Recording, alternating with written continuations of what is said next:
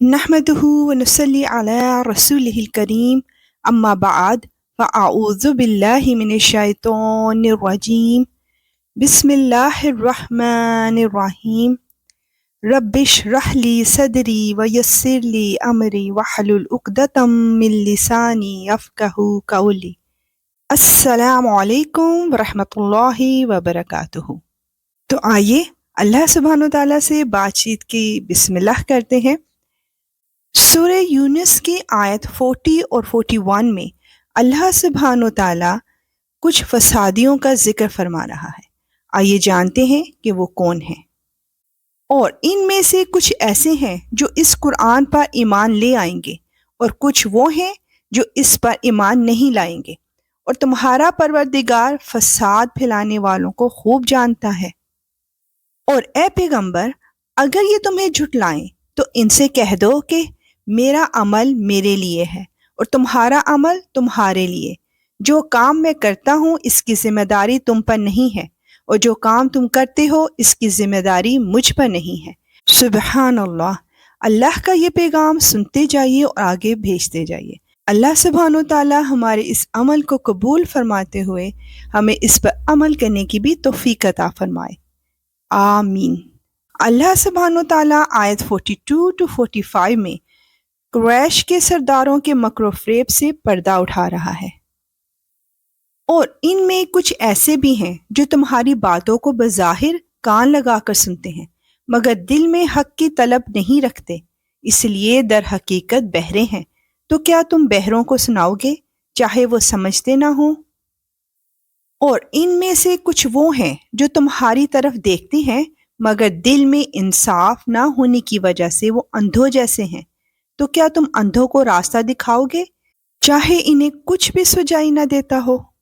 حقیقت یہ ہے کہ اللہ لوگوں پر ذرا بھی ظلم نہیں کرتا، لیکن انسان ہیں جو خود اپنی جانوں پر ظلم کرتے ہیں۔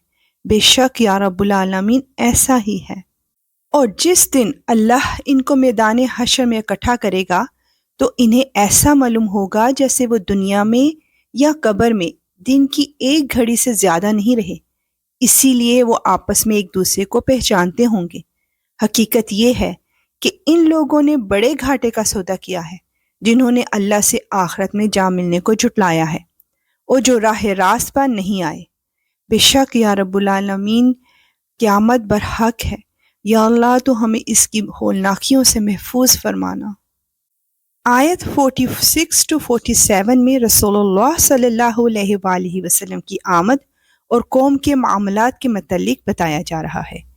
اور اے پیغمبر، جن باتوں کی ہم نے ان کافروں کو دھمکی دی ہوئی ہے، چاہے ان میں سے کوئی بات ہم تمہیں تمہاری زندگی میں دکھا دیں یا اس سے پہلے تمہاری روح قبض کر لیں، بہرصورت ان کو آخر میں ہماری طرف ہی لوٹنا ہے۔ پھر یہ تو ظاہر ہی ہے کہ جو کچھ یہ کرتے ہیں اللہ اس کا پورا پورا مشاہدہ کر رہا ہے، لہٰذا وہاں ان کو سزا دے گا۔ اور ہر امت کے لیے ایک رسول بھیجا گیا ہے، پھر جب ان کا رسول آ جاتا ہے تو ان کا فیصلہ پورے انصاف سے کر دیا جاتا ہے اور ان پر ظلم نہیں کیا جاتا۔ اللہ اکبر۔